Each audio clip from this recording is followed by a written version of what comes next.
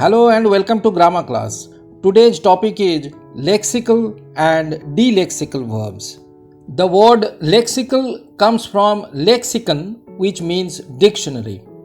So the word lexical means having a clear semantic or linguistic meaning as defined in the dictionary.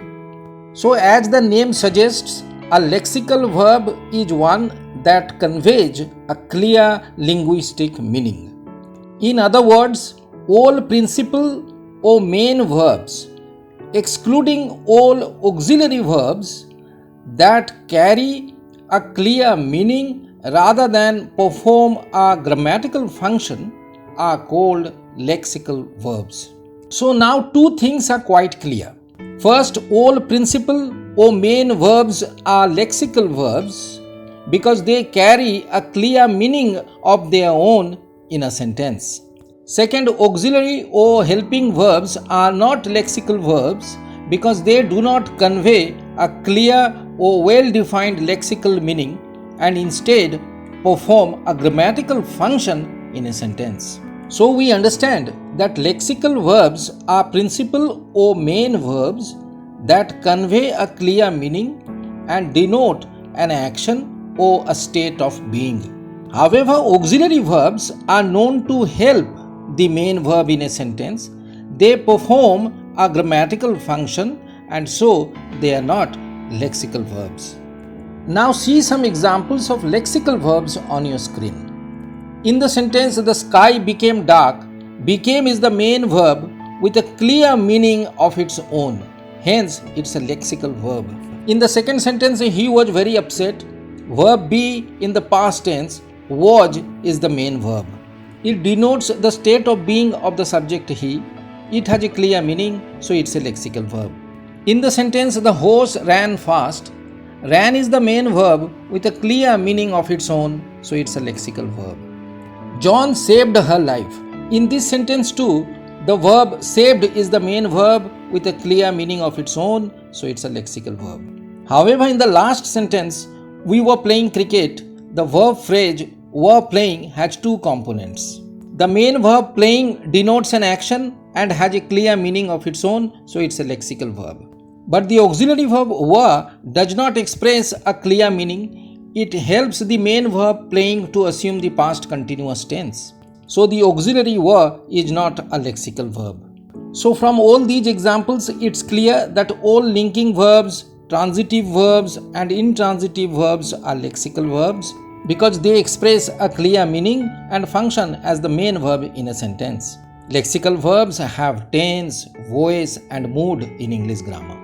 However, auxiliary or helping verbs are not lexical verbs. Why not? Because they do not convey a clear lexical meaning in the sentence and they perform the grammatical function of helping the main verb. In the first sentence, the main verb writing is a lexical verb, but the auxiliary verb am is not.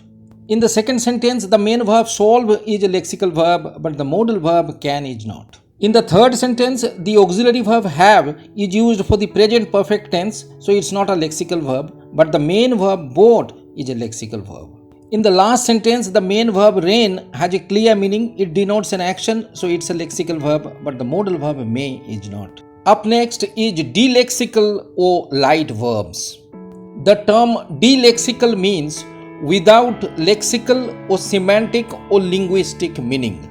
A delexical verb conveys little or no meaning of its own and takes a noun as its object for the completion of its meaning. So it's clear that a delexical verb carries little or no meaning of its own in the sentence and is always followed by a noun for the completion of its meaning. And the phrase containing a delexical verb along with its object noun is called a delexical structure.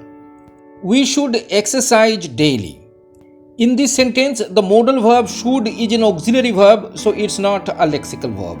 The main verb exercise conveys a clear meaning of its own, denoting an action, so it's a lexical verb. Now look at the sentence, we should take exercise daily.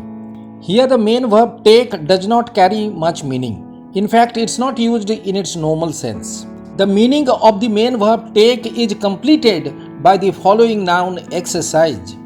We understand the meaning of this expression take exercise from the noun exercise. And so the main verb take is a delexical verb here and the noun exercise is its object. And a delexical verb followed by its object noun is together called a delexical structure or delexical construction. Here take exercise is a delexical structure. So it's clear that a delexical verb by itself has little or no meaning, but a delexical structure conveys a full meaning in the form of a clear action. In other words, a delexical verb loses its own meaning and combines with a noun to denote an action which is evident from the noun itself. So make no mistake, you don't have a delexical verb without its nominal object. Some commonly used delexical verbs are have, take, do, make, set, give, keep, hold, get, go, and so on. But remember, these verbs when used alone are not delexical, but when they collocate or combine with certain nouns in a delexical structure, they are delexical verbs. Now see some examples of delexical verbs on your screen. In the sentence, he had an argument with his wife, the main verb had is delexical. And the noun argument is its object that completes the sense of the expression had an argument. The delexical structure had an argument means he argued with his wife. So here the delexical verb had does not have much semantic meaning. In the second example, I take a walk every morning, the main verb take is a delexical verb. The delexical structure take a walk means walk. So the main verb take or the delexical verb take has little meaning here. In fact, the meaning of this delexical verb take is evident from the noun walk. In the next sentence, she did her hair before going out. Did is a delexical verb with its noun hair conveying the action clearly. Similarly, in the sentence, let's go swimming, go is a delexical verb. Because it carries little or no meaning here and its object, the verbal noun swimming, conveys the action here. In the sentence, he made a fervent appeal to his followers. Made is a delexical verb. Because we know that the expression made an appeal means appealed. So clearly this is a delexical structure in which the principal verb made has little meaning. But its object, the noun appeal, conveys the action here. Again in the last example, he gave me a smile. Gave me a smile means smiled at me. So the verb gave has little meaning here and it's a delexical verb. While its object, the noun smile, denotes the action. So we understand from all these examples that in a delexical structure, the verb loses its meaning and the noun conveys the action. And that is why the verb is called a delexical verb. We often see one or two adjectives used before the noun in a delexical structure. These adjectives add some information to the action denoted in the delexical structure. In other words, these adjectives tell us some more about the action. For example, he had a sound sleep last night. Here the adjective sound is used after the delexical verb had and before its object sleep. The adjective sound tells us how he slept last night. Take a healthy breakfast every day. Here the adjective healthy used before the noun breakfast tells us how we should eat our breakfast every day. He made a long, boring speech. Here in the delexical structure, made a long, boring speech, the two adjectives long and boring are used before the noun speech. These two adjectives tell us how he spoke. And in the last example, he gave me a warm hug. Gave is a delexical verb. Gave me a warm hug is the delexical structure and the adjective warm is used before the noun hug. The adjective warm tells us that he hugged me warmly. Now the following examples are going to clarify the differences between some lexical verbs and their alternative delexical constructions. In the sentence, they fought bitterly yesterday, the intransitive verb fought is a lexical verb with the adverb bitterly modifying it. As an alternative, we can use a delexical structure for the same. They had a bitter fight yesterday. Here, had a bitter fight is a delexical structure in which had is a delexical verb. In the second example, looked is a lexical verb with the adverb fiercely modifying it. In the alternative delexical structure, gave me a fierce look, gave is a delexical verb collocating with the noun phrase a fierce look. In the sentence, he reviewed the book honestly, reviewed is a lexical verb with its adverb honestly. Alternatively, we may use a delexical structure like he did an honest review of the book.